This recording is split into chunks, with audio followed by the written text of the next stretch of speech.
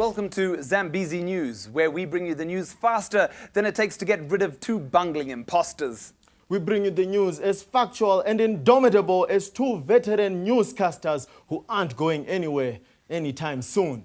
We bring you the news reliable, like an authoritarian yet loving and fatherly ruler. Irreplaceable, irrevocable, undisputable, unperturbable. We put the swag in news wagon. Impeccable, ungrateful, impetuous, infectious. The facts straight to your desk, like the early boy who gets to his school desk early before the other kids get there later after him. Indivisible, indestructible, immovable, inoculation, innocent, bystander, bilateral, bilingual, bilocal, by decree, for us, by us, FUBU, or five.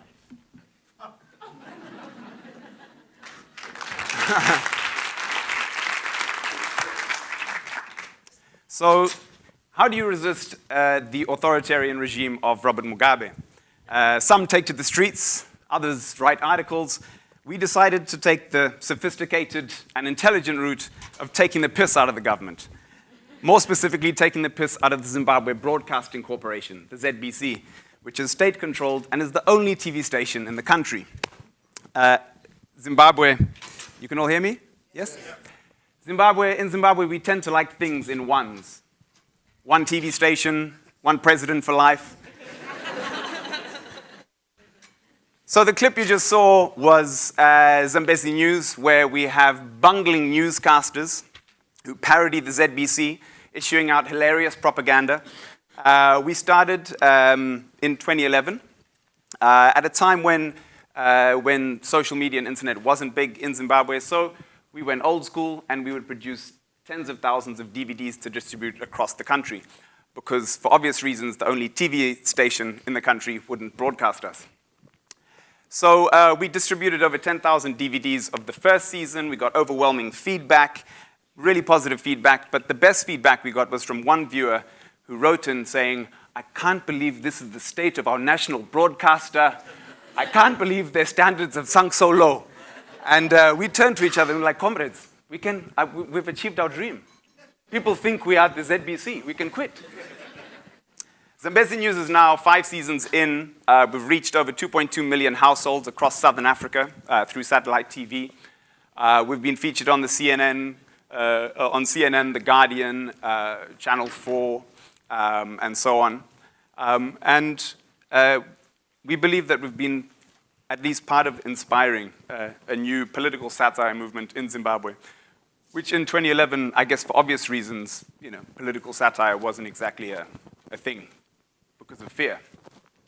Since then, internet and social media have become much more widespread in Zimbabwe. Out of a population of 13 million, we've got about 5 million Zimbabweans with some form of access to the internet. So since then, we've also come up with a new program called The Week, which is a kind of a political roundup of the weekly kind of burning political events that happen. And we've done this exclusively for the YouTube generation. So this is, we distribute this on Facebook, YouTube, WhatsApp. It's got us in a lot of trouble, but also reaches a big youth audience in Zimbabwe. We got over 1.5 million views on Facebook for 2017. That's our primary distribution platform. And we reach up to 400,000 viewers per season. I'm sure you're kind of saying, well, yeah, but how do you get away with this in Zimbabwe? I'd like to categorically state that in Zimbabwe, we have freedom of expression. We just don't have freedom after expression.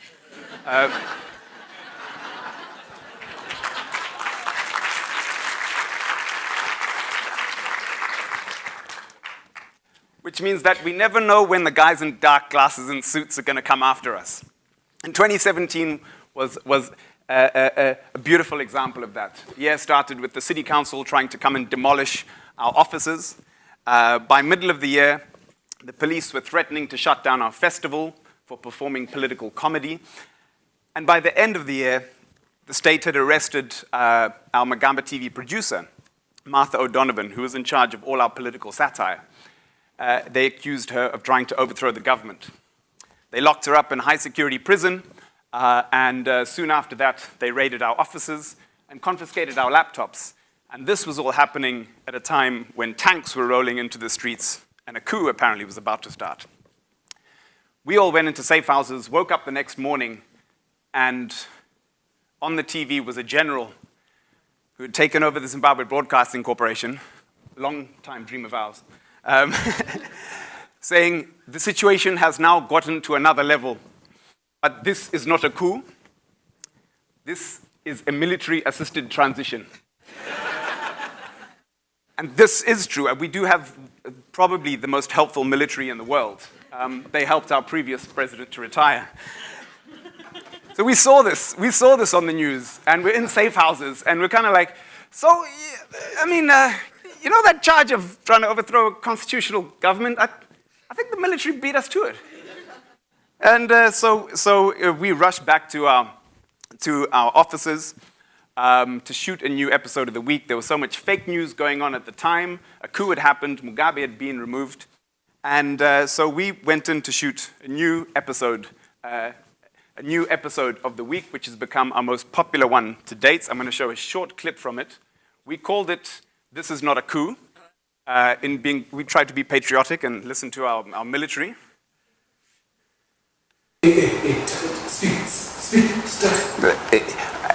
Comrades, I would like to apologize for not being on your screens for some time now.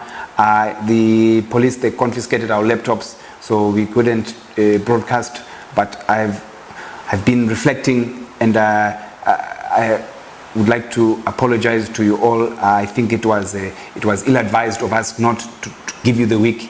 We are still young and growing, and we learn from our mistakes. So we are back on your screens now.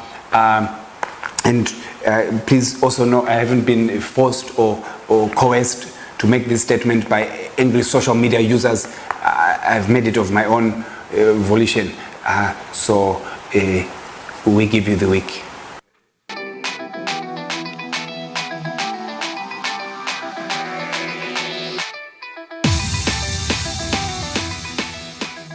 Ladies and gentlemen, comrades and friends, welcome to the week with me, Comrade Fatso. And this is the week when a coup did not happen. No, this is not a coup. This is a coup. You cool? I'm cool. So, yeah.